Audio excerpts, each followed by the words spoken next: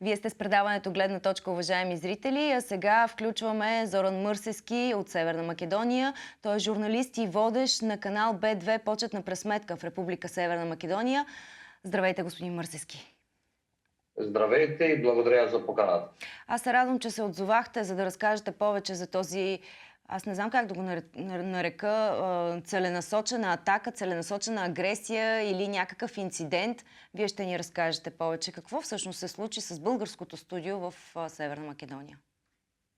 Да, аз първо, че се навърна малко от самото начало, като се създаде тази медия в Република Северна Македония, по-точно в град Скопие, а как бяхме приети в интернет пространството и от самите хора в Република Северна Македония, кои всички и вие много добро знаете като журналисти как се шири една голема пропаганда в Република Северна Македония, антибългарска пропаганда на всичко българско, което е в Македония. И тук, че каза на самото начало, като се създаде тази медия, се разпространи в интернет пространството една атака срещу тази медия, срещу нас като водещи журналисти в самото предаване, кои започнахме с една цел да дадем един широк глас на българите, изключително в Република Северна Македония. А от друга страна, не бяхме разпространени в Република България, кои некак бяхме като нещо несериозно схватени може би и пренесени в Република България, нещо, което може би няма нито да успее, няма нито да оди напред. Ние доказахме дека може една българска медия да обстане в Република Северна Македония. Това е най-важно, ако желаеш да работиш и да дадеш нещо ново, кое самите българи показват дека 35 години не можеше да се създаде една таква медия. Ние успяхме за няколко месеци да я създадем и така започна тази атака срещу нас и срещу самата медия в Република Северна Македония. А от кога? Беше от кога работи? На пропаганда българска, дека се шири в Македония. От кога всъщност функционира медията? Първата емисия некъде започна миналата година, 2026, некъде около 2025 ноември. Тоест съвсем млада медия. А какви пречки срещнахте при регулацията? Предполагам, че съществува медийна регулация. Какви пречки срещнахте, докато я създавахте? Пречките беа уште од самото начало некако бехме дисквалификувани и сложени на страна да не можат гости да идват. Това беше во всички медии во Република Северна Македонија, всички портали, дека нашата медија е само медија која ќе шири българска пропаганда и така самите и политици и обикновени хора, интелектуалци кои требаше да учествуват во нашата медија, некак се држаја на страна, се до това, докато ние не доказахме дека нашата медија е нешто сосема различно од това, което се шири во интернет пространството и дека сме на независима медија во Македонија, ниту финансирана од българската држава, като што бехме публикувани во големите медии во Македонија, дека сме ние финансирани од бугарските служби, од бугарските држава. Ние точно така потрасихме финансова помош по закон, по проект да бъдеме финансирани од бугарска држава. Не получихме финансова помош. Може би това така требало да биде. Јас сум го казал и во други медии дека ние не се срдиме за това.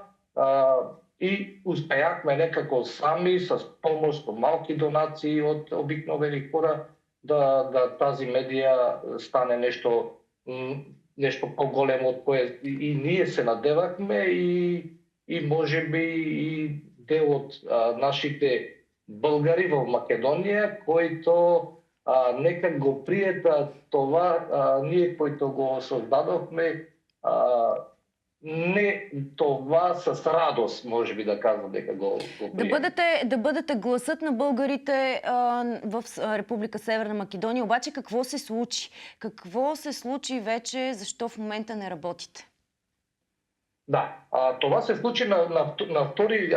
Това натиснение и натиск срещу нас и като медија се осеќаше веќе подолго време со сложување на полицајски коли со снимки и расследвање на мене и на колегата Борче, расследвање и сложување кола да снима пред самото студио, се осеќаше този натиск и во медите во Македонија, кои многу медии направија на специјална емисија за нас, за да докажат дека очрнување во јавноста, за да докажат дека ние не сме това којто иска да се гледа и да се слуша во Северна Македонија.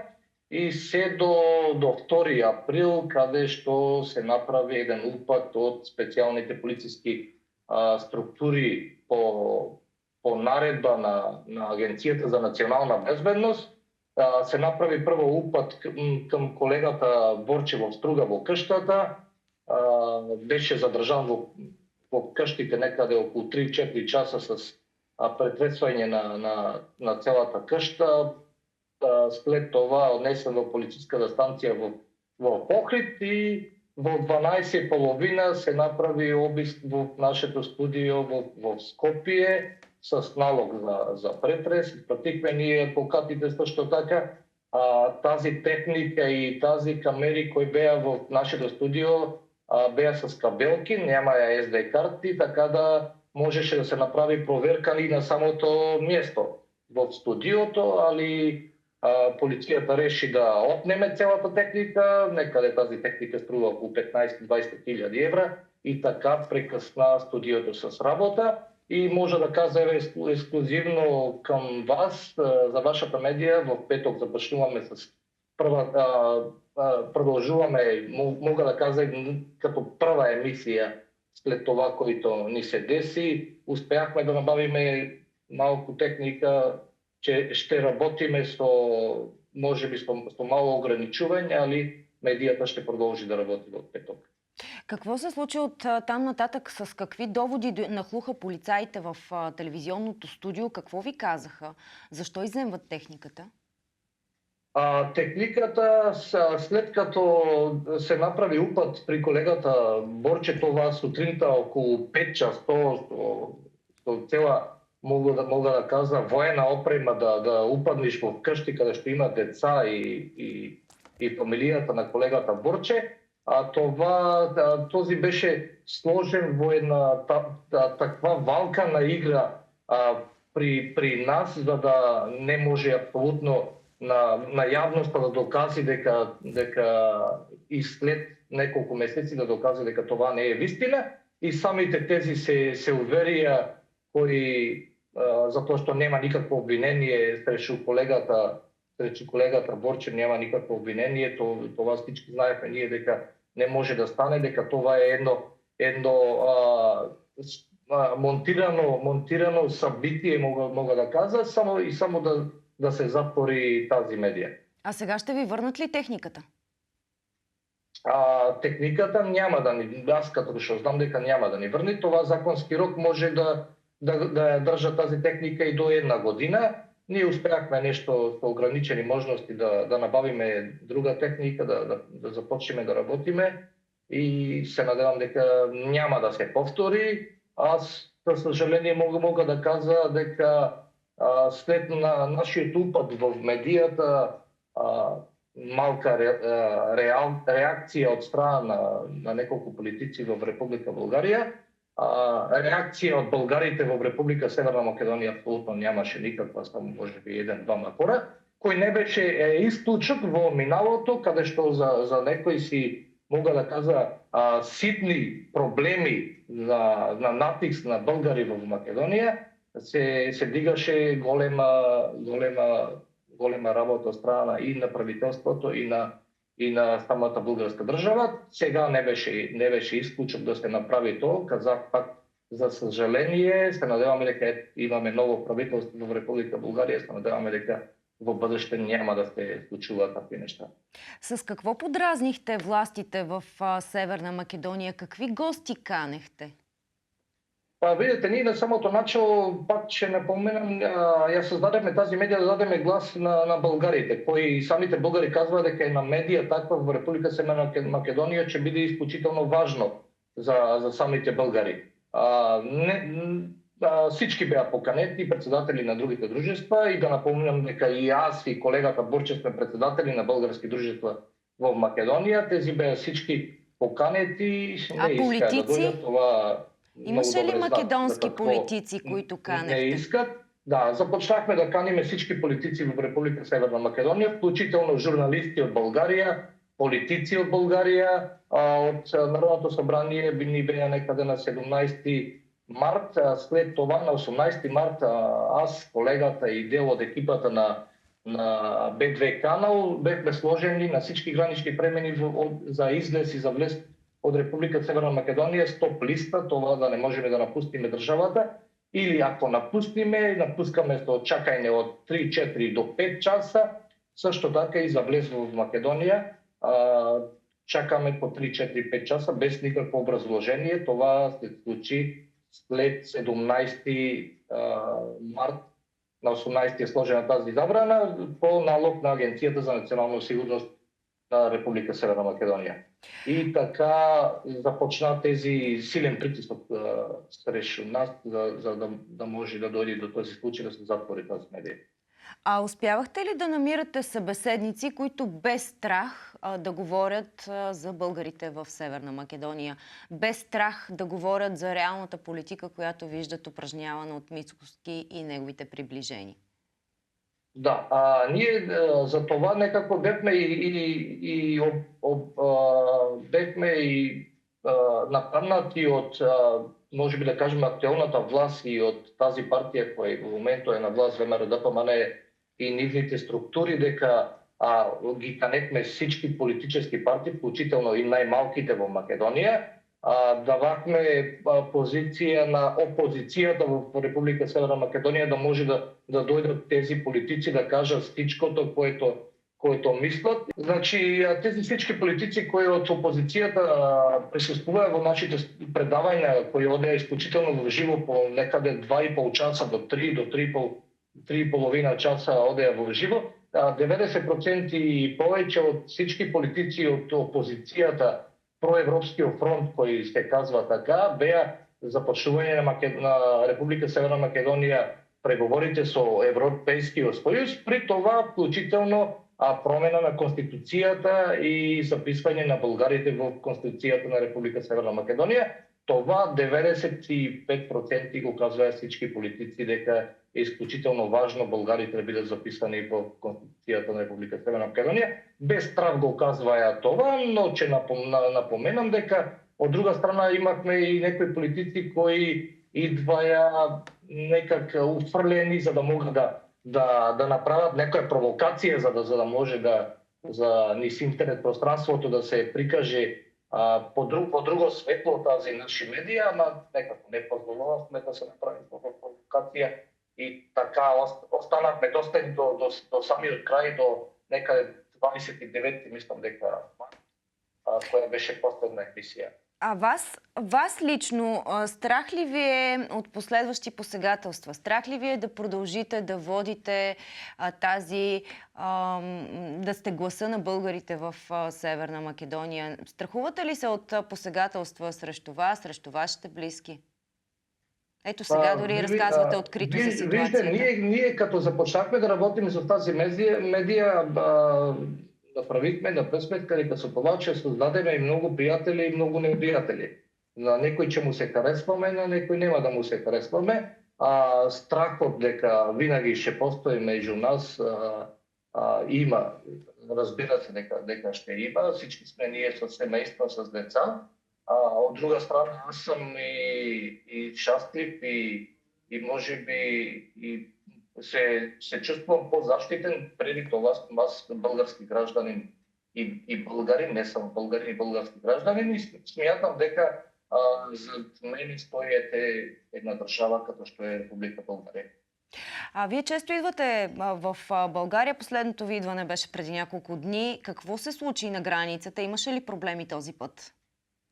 Да, винаги имаме след тоа 18 на 18 ми е сложена тази забрана за напускање и влизање во Македонија со стоп систем, това се казва стоп извести, а граничните служби треба да известат во Скопје во службата за национална сигурност дека аз напускам државата, може еднократно да кажам дека нема да смеам да ја напускам државата, без значение дали аз ќе го дадам българскиот паспорт или македонскиот паспорт, таму сме заведени со имена и презимена и датум на раждање. Така да не држат по неколку часови, некој пат зависи до кој полицаи разбират дека се работи за ремонтиран случај, некој пат минаваме многу побрзо, али задршката некој пат и до 3-4 часа без никаква брзост.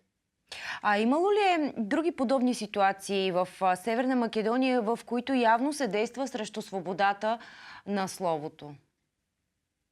Па, аз мислам дека това нешто кој се случи с нас е јасно на всичките. Од това можеме да донесеме еден заклучок дека слободата на словото во Република Северна Македонија е така сведено на едно многу ниско ниво и застрахувачко ниво, да се надеваме дека ете и Европската комисија и Българската држава ще реагира на това нешто да не се случуваат такви нешта и во бъдеще.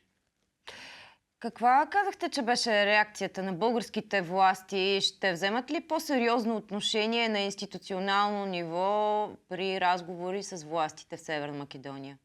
Па, аз мислам дека не. Затоа што требаше, ако би имало реакција, требаше да има реакција до сега. Сметам дека няма да има, не знам за какво няма да има. Ние като држава, като българска држава сме реагирале пак на многу по-малки нешта, а тези кои ги создадехме во Република Северна Македонија на медија кои исклучително важно и за бъдещето на българите и за самата држава, сметам дека задоцната реакција, доколку би имал реакција, али се надевам ето новото правителство и новиот министер за външни работи кој ќе биде на Република Българија, дека ќе преземат по-голема реакција. Кога ще излъчите следващото предаване? Да, напомнах при вас дека ексклузивно во петок е следващото предавање во живо во 20 часов с дел од политиците од опозицијата. Ще коментирате ли това, което се случи в студиото с иззетата техника? Па не знам, разговаравме со колегата дали е добро да го коментираме, може би нешто кратко ќе искоментираме, али ќе и чакаме прво да заврши да заврши целокупната истрага, да добие колегата записи дека апсолутно това беше само еден монтиран случај срещу него, па след това може би с некои од гостите ќе го прокоментираме. Ами желая ви успех и благодаря за този разговор. Да, благодаря за поканата и поздрав за вашите зрители. И ще проследим тези събития. Благодаря още веднъж. Зоран Мърсевски, редактор и водещ на Б2 канал в Република Северна Македония. Останете с нас, уважаеми зрители. След малко продължаваме.